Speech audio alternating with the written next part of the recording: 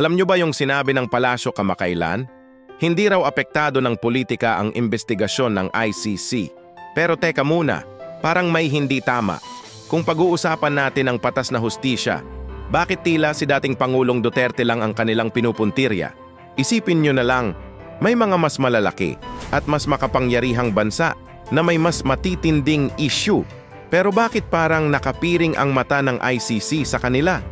Dito na pumapasok ang tanong, ito ba talaga ay para sa hustisya o isa lang itong laro ng kapangyarihan kung saan ang maliliit na bansa ang laging talo?